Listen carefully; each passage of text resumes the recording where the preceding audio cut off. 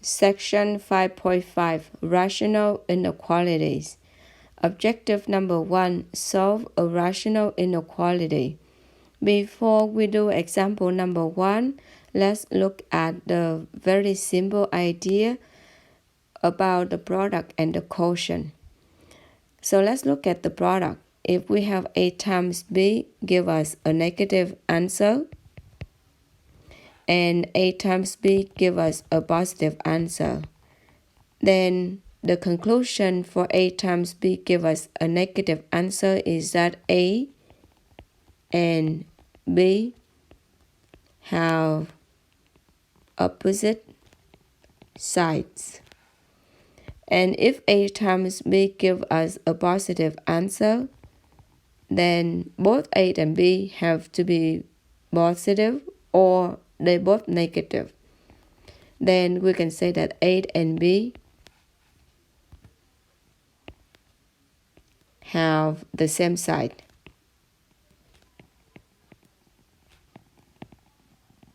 It works the same way for quotient.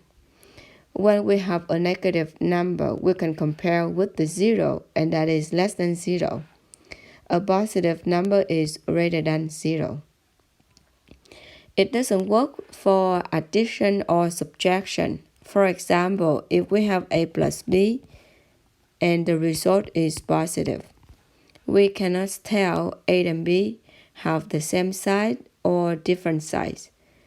For example, it can be 2 plus 3. They are both positive, give you a positive answer. Or what if we have 2 plus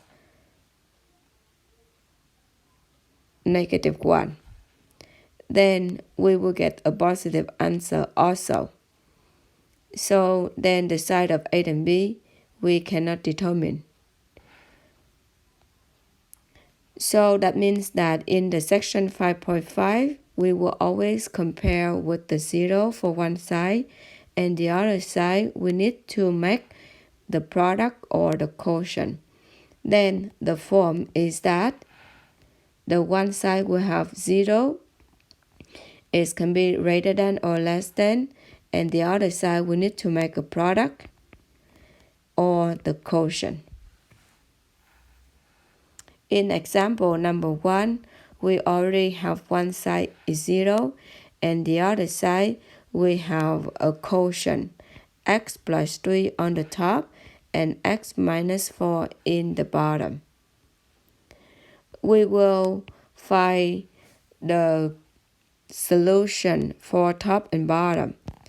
We will set up the top equal to 0, then x equal to negative 3, the bottom equal to 0, then x equal to 4. And after that, we will draw the number line. Then we will place the two value negative 3 and 4 on the number line.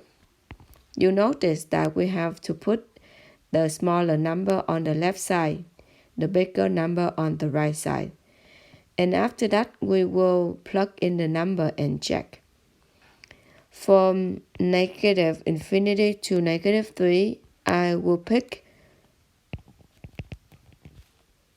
negative 4 to check. From negative 3 to 4, I will pick 0. And from 4 to infinity, I will pick 5.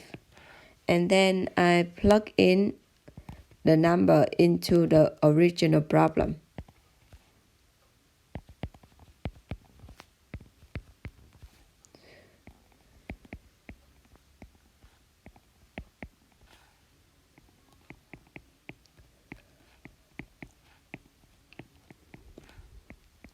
And what are we looking for is that we're looking for the do statement. For the negative 4, we get negative 1 over negative 8, and it gives us 1 over 8 greater than or equal to 0. This is the do statement. In the middle, we have positive 3 over negative 4 greater than or equal to 0. This is the for statement.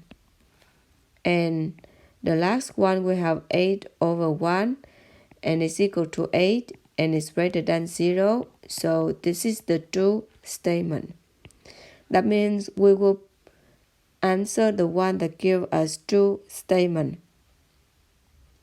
Now we need to put the bracket or the parenthesis. You recall that in the original problem we have the equal sign. We're supposed to make the bracket for both of them. However, we need to notice that what if x equal to 4? The domain for this problem is x not equal to 4. If we put the bracket, because the equal sign for the 0 for inequality, but in the domain we have to exclude the 4. We're going to change the 4 instead of the bracket. We're going to change it to the parenthesis. So the answer will be negative infinity comma negative 3 union 4 comma infinity.